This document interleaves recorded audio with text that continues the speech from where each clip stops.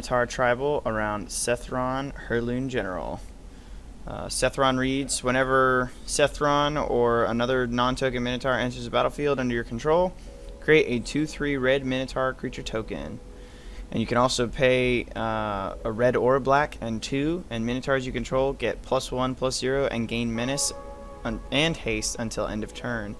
And you can activate that ability as many times as you want, so you can keep upticking them all.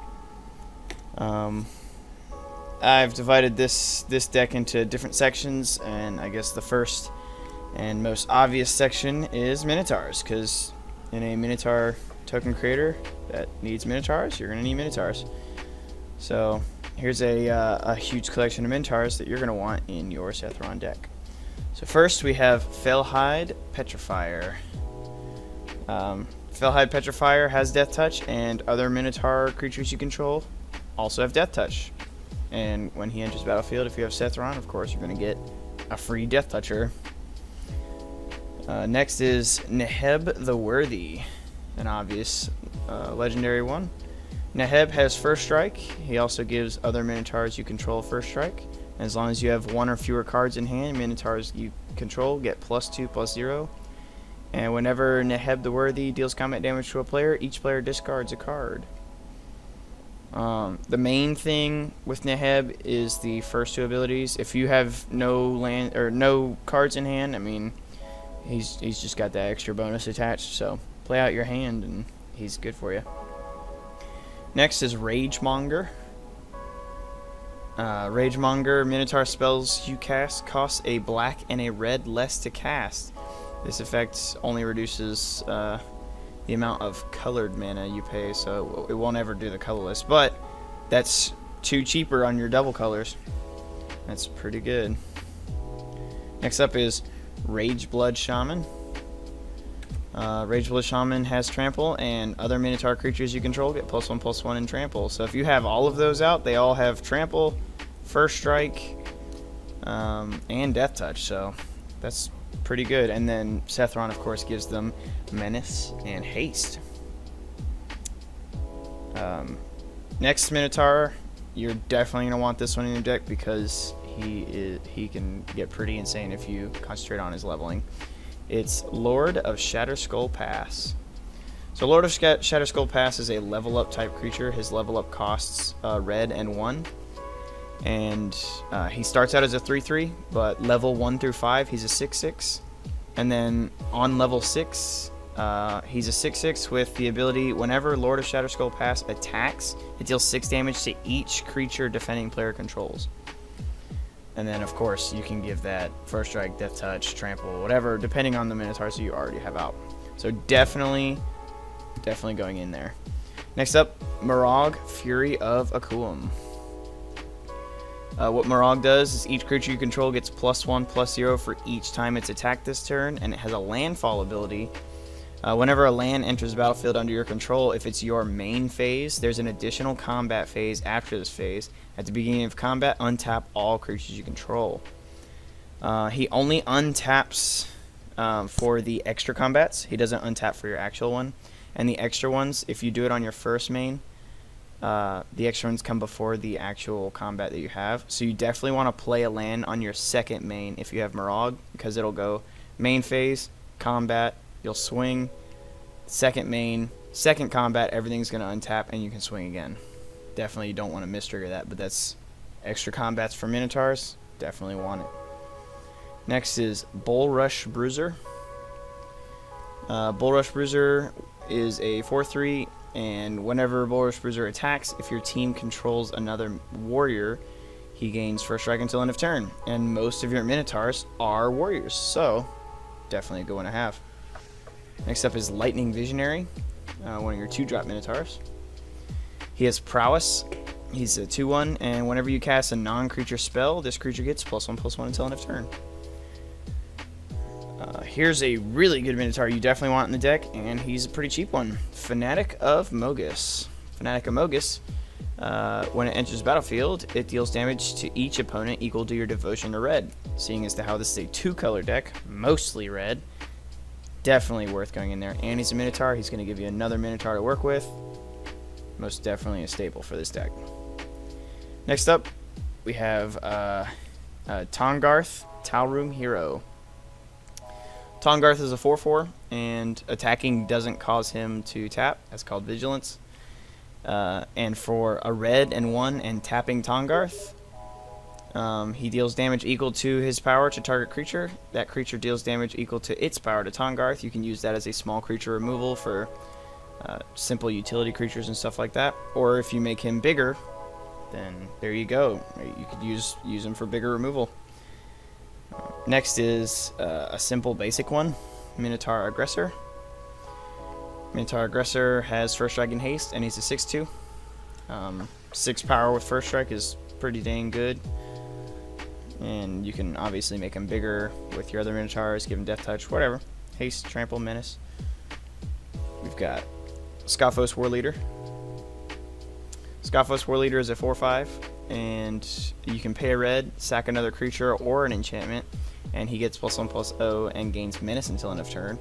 It's not really going to be necessary unless you don't have Sethron out, but if you do have Sethron, you don't even need to sack anything. You just pay Sethron's ability, Fire Breathing, Haste, Menace. You're good to go. This next one is going to fill in one of the weak spots of the deck. We have Minotaur Sure Shot. He fills in the weak spot of flyers because he has reach, and he also has Fire Breathing. So you pay 2, and he gets +1/+0 until end of turn.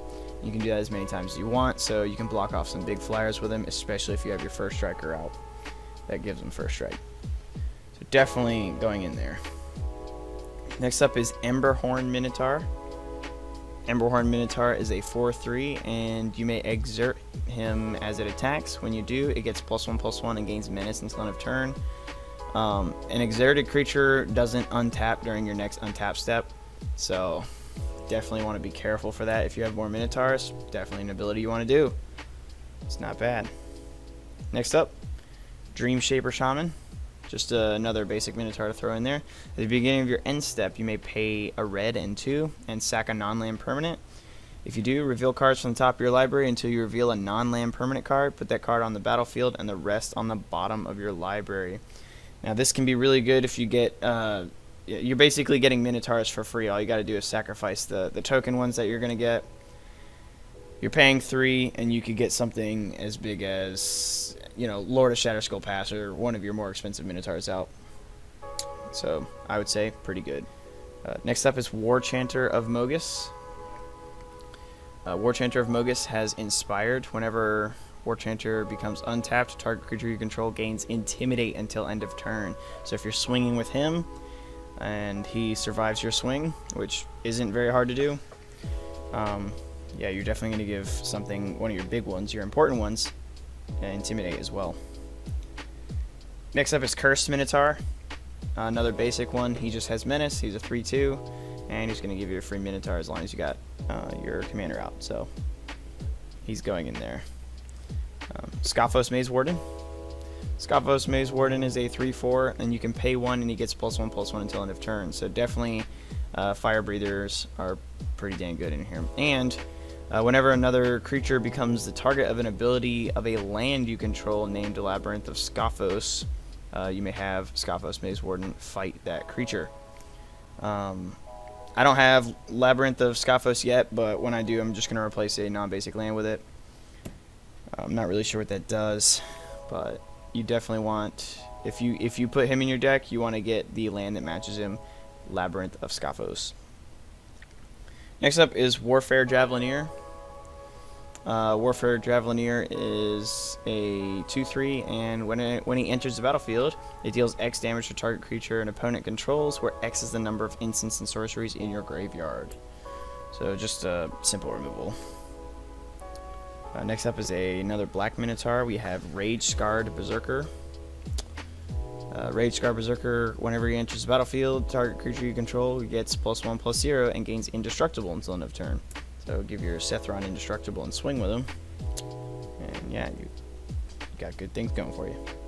Next up is Shatterskull Minotaur. Shatterskull Minotaur costs 1 less for each creature in your party. Most of your creatures are warriors, so he's pretty much always going to cost 1 less. Yeah, He's a 5/4 and he has haste. And he's a Minotaur, so he's going in there. Akuum Warrior is your next one. Akuum Warrior is a 4/5 with trample, and you can also flip him over and he'll become a land. He becomes a mountain. So, you know, it's really up to you. If you need a land drop, turn him over, turn him into a land. And if you've got plenty of land, you've got a trampling Minotaur, 4/5, and he's going to be enhanced by your other Minotaurs. Definitely in there. Next up is another black one. It's Nyxborn Marauder. Nyxborn Marauder is just a basic Minotaur with some flavor text on it. It's a 4/3 though, and it only costs 4. And he's going to get you another Minotaur as long as you have Sethron, so pretty good. The next one is a zombie Minotaur. You have Minotaur Abomination. That is a 4/6, really no abilities, but a big 4/6 is pretty good with all the other enhancers. He's in there. Slaughter Priest of Mogus.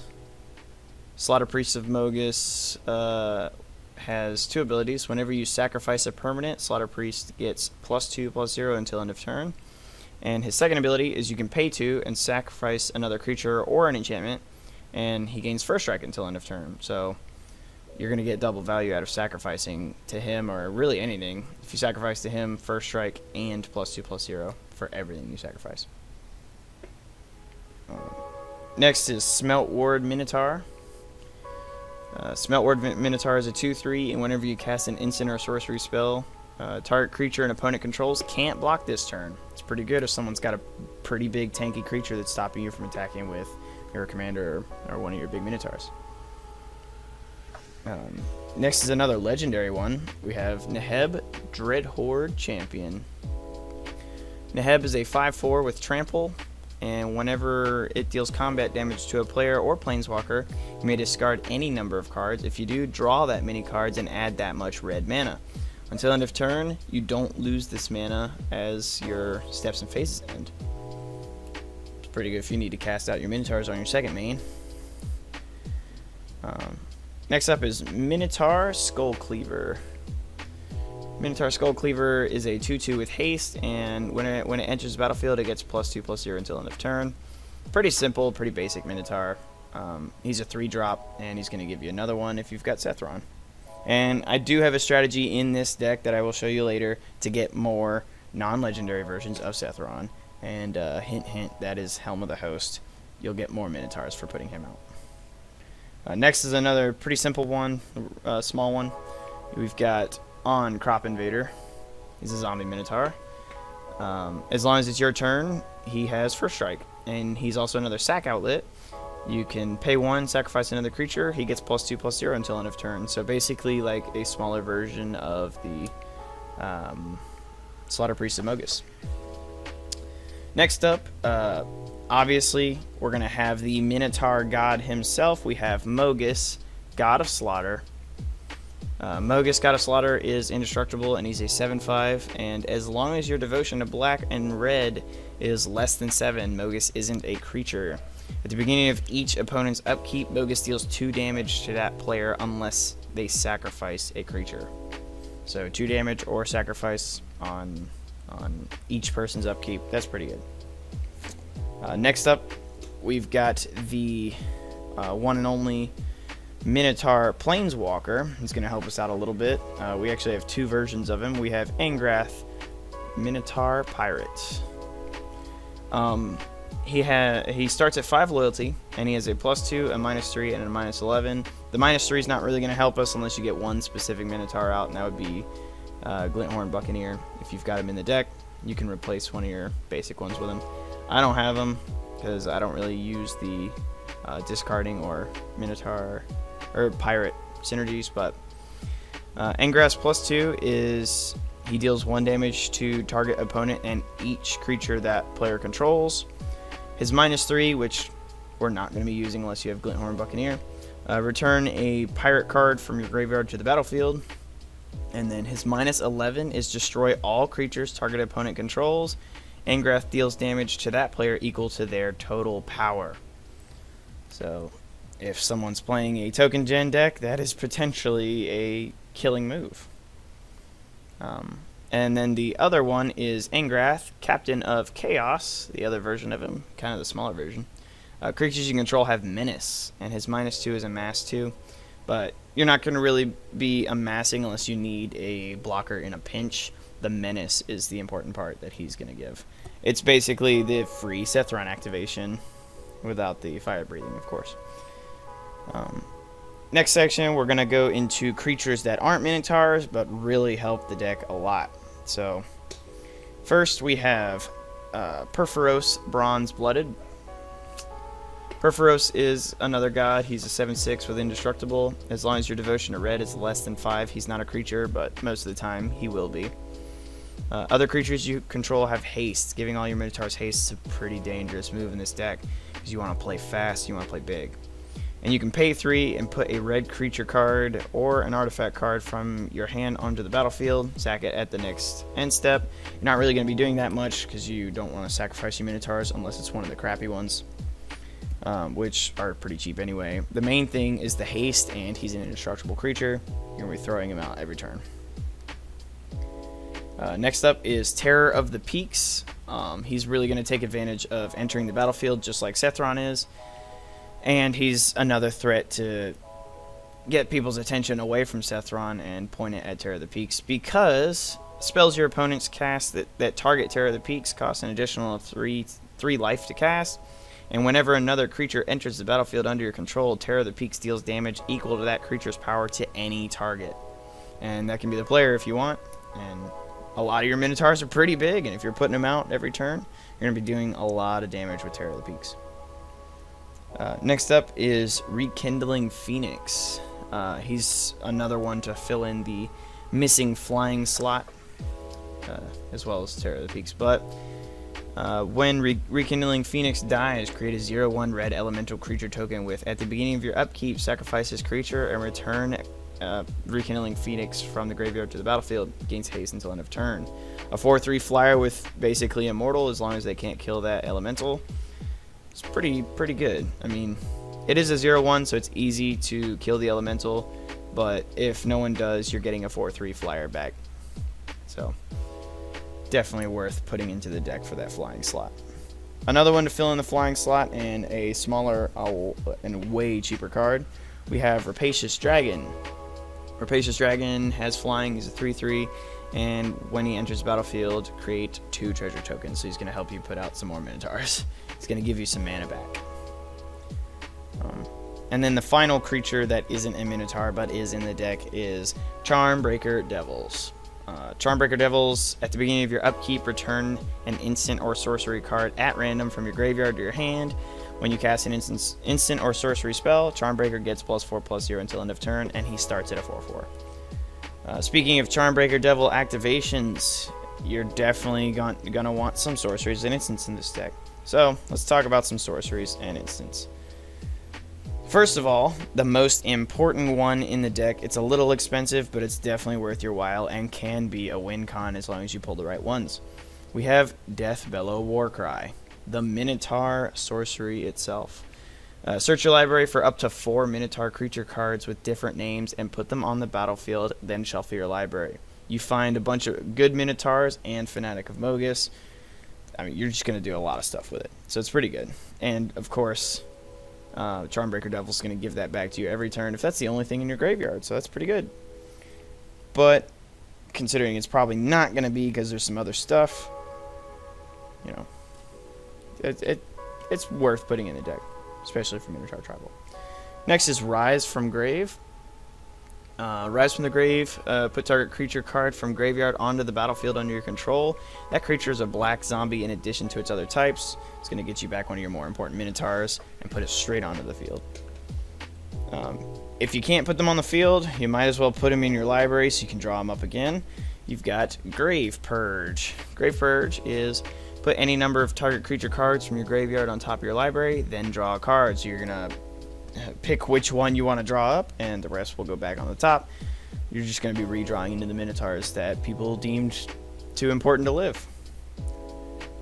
Next up is your removals. So we've got Get to the Point, or Get the Point, not Get to the Point, sorry. Destroy target creature and scry 1. It is a 5 cost because of the scry attached to it, but you know, it's a good removal in a pinch. There are some cheaper ones though. Next is Banefire. Banefire is an X cost removal. Banefire deals X damage to any target, and you can do that on a player too. If X is 5 or more, this spell can't be countered and the damage can't be prevented. Definitely going in there.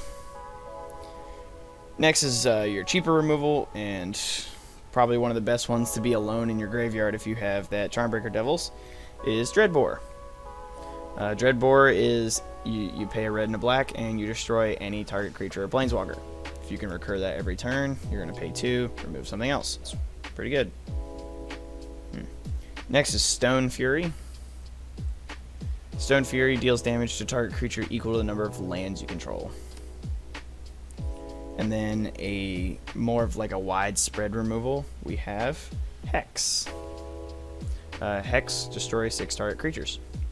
Just remember, if there are not 6 target creatures on the opponent's graveyard or battlefield, you have to target your stuff because it's not up to 6, it is 6. So you have to pick 6 targets. So make sure they have at least 6 creatures before you play that, unless you're willing to give up your Minotaurs in trade. Next up, if you can't remove the creatures, might as well use them. We have Active Treason. Active Treason is gain control of target creature until end of turn, untap that creature, and it gains haste until end of turn. You're going to swing at them with their own stuff. And another one is Portent of Betrayal. Basically the same thing, gain control of target creature until end of turn, untap it, it gets haste, and this one you get to scry 1. So, a little better than the other one. Next up, we're going to go into some utilities. First, I guess I'll start with slowing your enemy down. And one of the best ways to do that in a red deck is a Blood Moon. Turn everybody's non-basic lands into mountains. It's going to stop everybody from using all that extra mana from their non-basics. Unless they're playing red, then you're only helping them. And then, of course, you want to speed yourself up while you're slowing everybody down. You're going to have Mirror March. Mirror March, whenever a non-token creature enters the battlefield under your control, flip a coin until you lose a flip. For each flip you won, create a token that's a copy of that creature. Those tokens gain haste. Exile them at the beginning of the next end step. That's going to give you all your ETBs. Like, you win 2 coin flips on a Fanatic of Mogus, you're going to deal 3 times the damage. Another way to speed yourself up is a little bit of ramp. We're going to have a Spinning Wheel. Spinning Wheel taps for any color of mana, and you can tap 5 and tap down someone else's creature, or really any target creature. It's going to help a lot. Another one, this one's a draw power, gain life, an untap creature, a tap down. It's pretty good. It's very versatile. Staff of Domination. With Staff of Domination, you pay 1, untap Staff Domination. You can pay 2 and tap it, gain 1 life, pay 3 and tap it, untap target creature, pay 4 and tap it, tap target creature, and pay 5 and tap it to draw a card. Very versatile, and that's why I have it in the deck. A couple more gain life strategies here. We have Staff of the Death Magus. Staff of the Death Magus is whenever you cast a black spell or a swamp enters the battlefield under your control, gain a life. And then the next one is Demon's Horn. Demon's Horn is whenever a player plays a black spell, gain a life. So if you're going against mono black, you're going to be gaining a lot of life. Next up, you definitely want to make Sethron or one of your favorite Minotaurs big, and here is a good way to do it. So, first off, we have Sword of War and Peace, and if you can't afford this, really any equipment would do. It's all your preference, but these are the ones I have. Sword of War and Peace, it gives equipped creature +2/+2 and pro red and white. And whenever it deals damage to a player, Sword of War and Peace deals damage to that player equal to the number of cards in their hand, and you gain 1 life for each card in yours. It only has an equip cost of 2 as well. It's pretty good. That pro red white is going to help your Minotaurs get through. Another one, Sword of Light and Shadow. Sword of Light and Shadow is +2/+2 pro white black. And whenever equipped creature deals combat damage to a player, you gain 3 life, and you may return 1 target creature card from grave to hand, which is pretty dang good. Get your Minotaurs back, recur them. Those are the only 2 of those swords that I have in this deck, but here's some more equipments that are going to help you go big. One of them is Ember Cleave.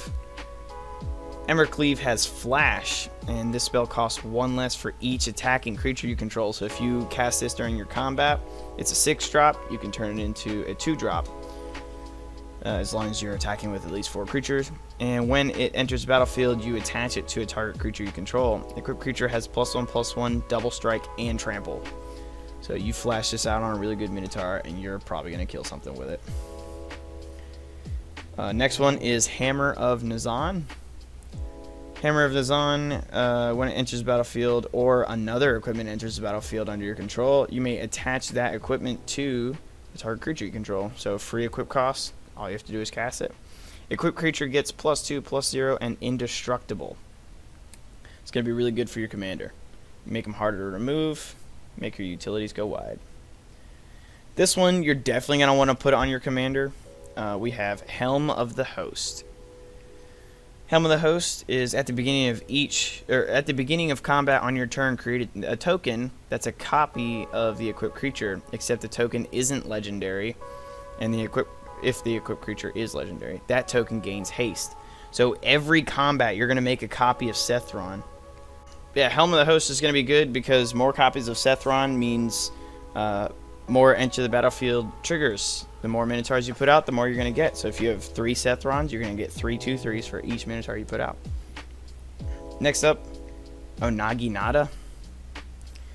Onaginata, it can only be equipped to a creature with power 3 or greater, which most of your Minotaurs are, but equipped creature gets +3/+0 and trample, and it has an equip cost of 2. And then the final equipment is Haunted Cloak. Haunted Cloak, equipped creature has vigilance, trample, and haste, and it's only equip cost of 1. The next and final section of the deck is the lands. I only have 4 non-basics and a bunch of basics. So we have Rogue's Passage. Make your Minotaurs unblockable. That's pretty much it. You tap 4 and tap it, and then target creature can't be blocked this turn. It also taps for a colorless mana. Then we have Rakdos Carnarium. It's going to bounce one of your lands back, and it's going to pay you back because it taps for 2. Bloodfell Caves. Simple, it's red or black, gain a life. And then Rakdos Guildgate. Red or black, enters tapped. And then I run 18 mountains and 17 swamps. So yeah, that's the deck build. Thank you guys for watching. If you want to support the channel, just leave a subscribe, and if you want to go to my Twitch and support that, NPC Whisperer on Twitch. And yeah, appreciate you guys for watching. See you in the next one.